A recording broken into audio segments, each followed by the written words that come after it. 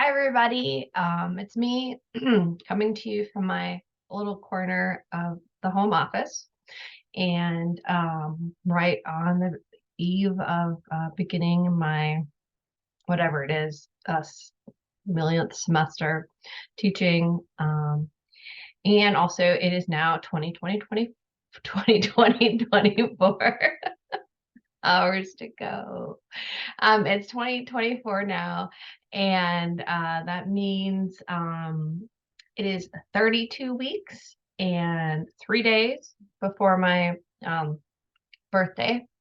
And so 50 years ago, or, January of 1974, which would be 50 years ago, I would have been about an inch long and mostly made up of my head.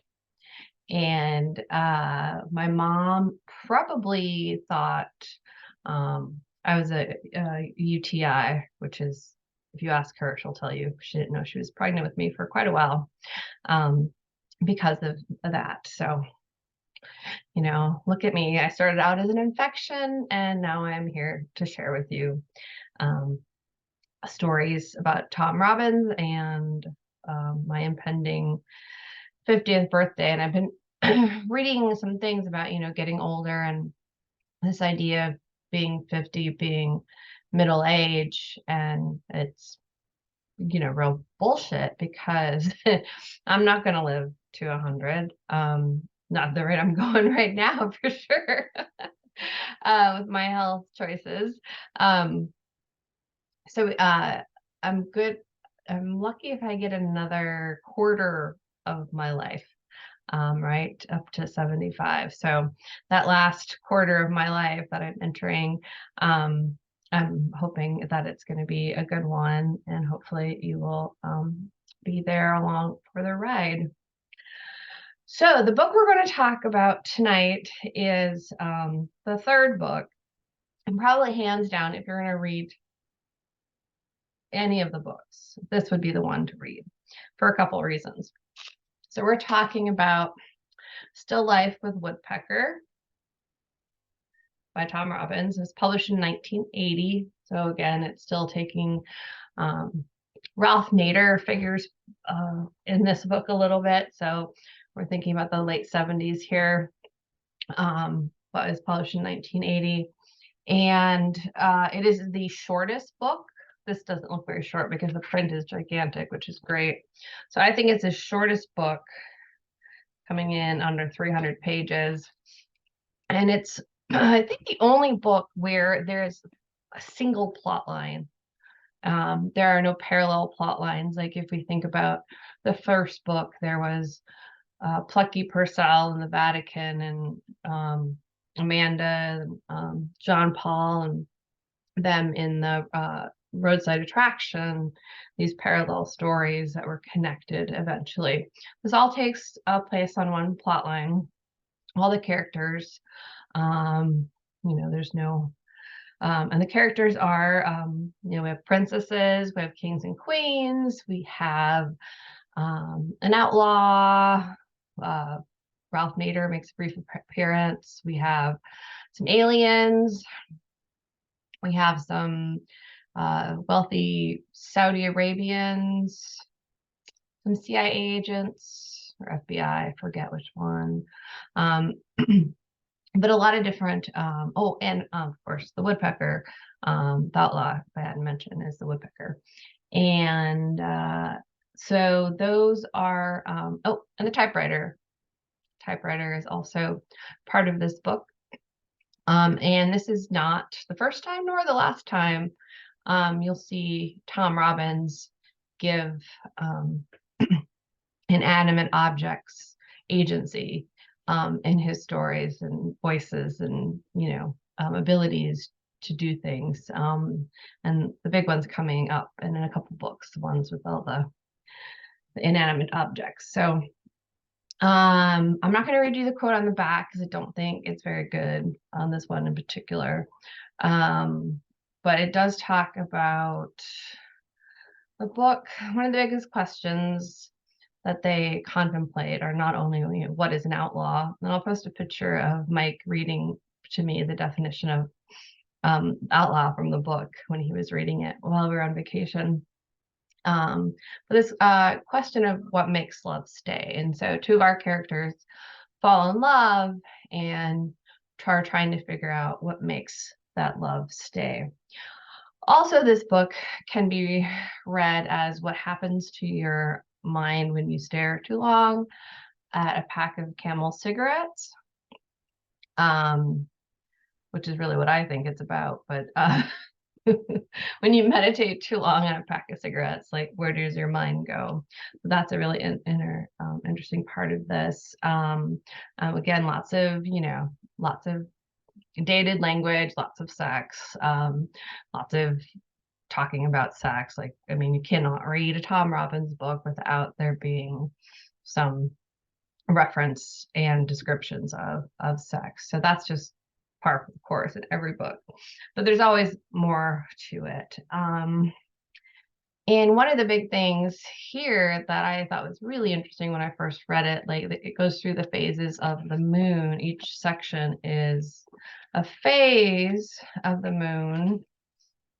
So like phase one is, I think this is a full moon, and different phases. And so interesting, like the last book, even Cowgirls Get the Blues seemed sort of to be like kind of feminist when he was talking about, against the feminine hygiene company, and this idea that we need to,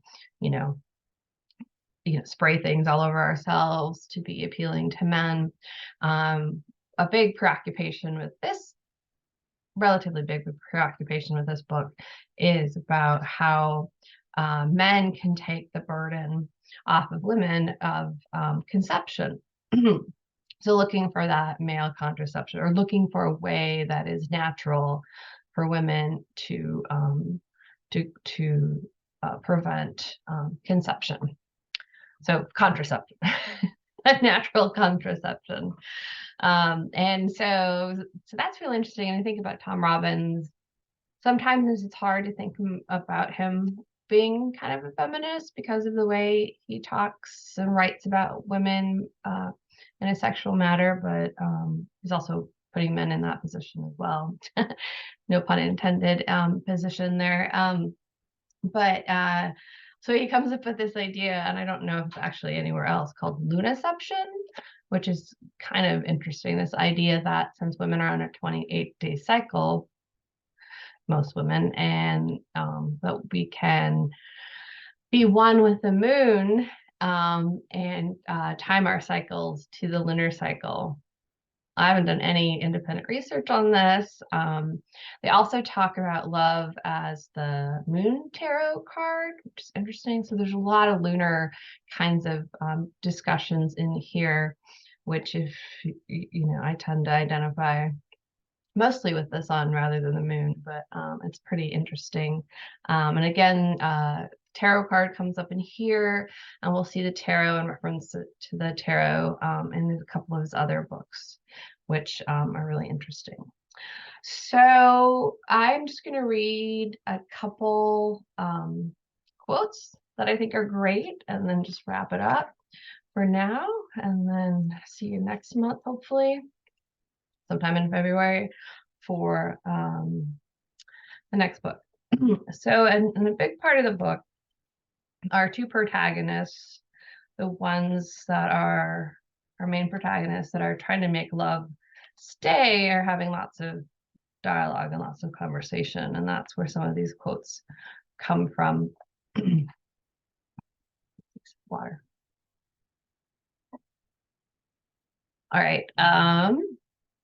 So they're talking about two kinds of people, like, they meet at this ecological care fest in Hawaii, and are talking about people's responsibility to messes and environmental things.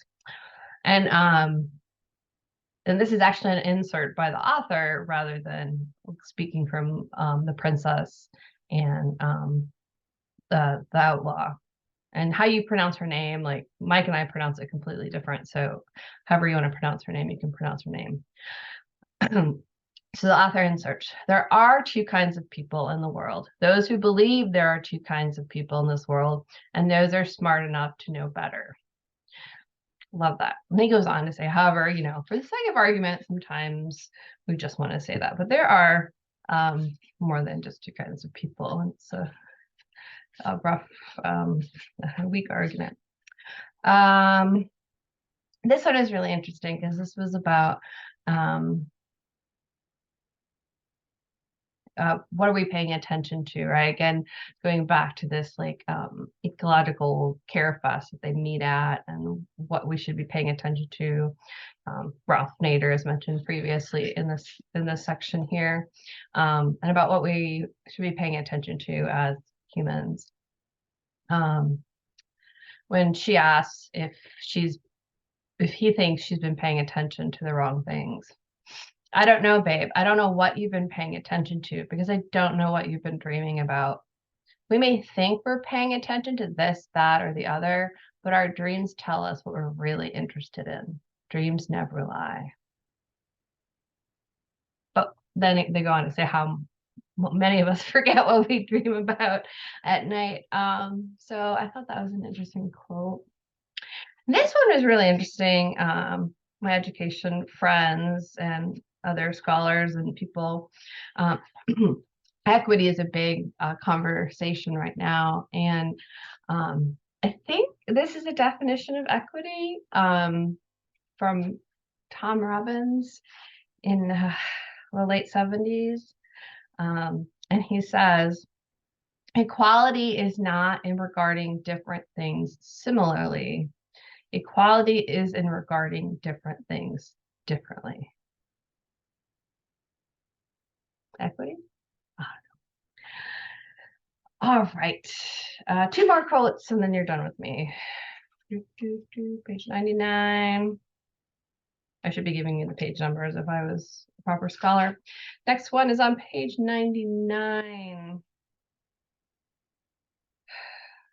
Oh, this is also kind of a continuing theme, right? Where because she's the princess and she's always looking to other people and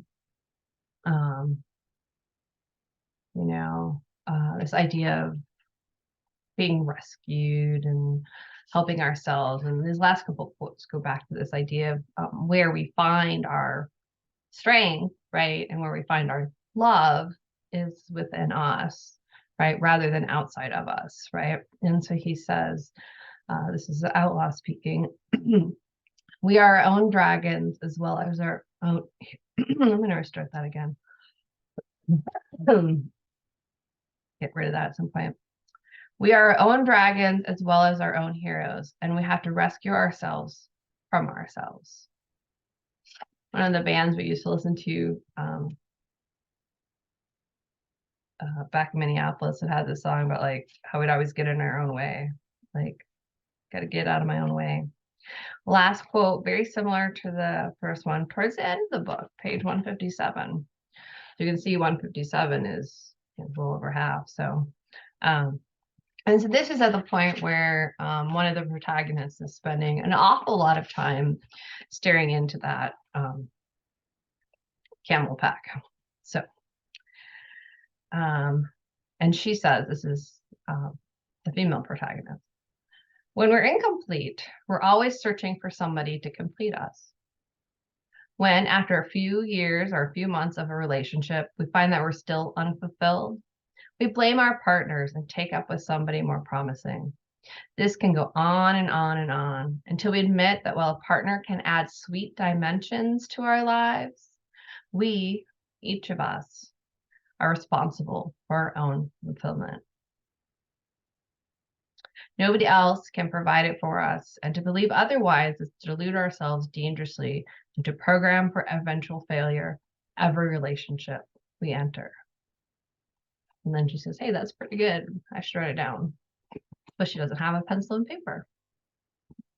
And you'll find out why she doesn't have a pencil and paper when she says that if you read this book, which is one of the ones that I highly recommend because it's short, Not as confusing as some of his others, but still all the really fun Tom Robbins philosophy.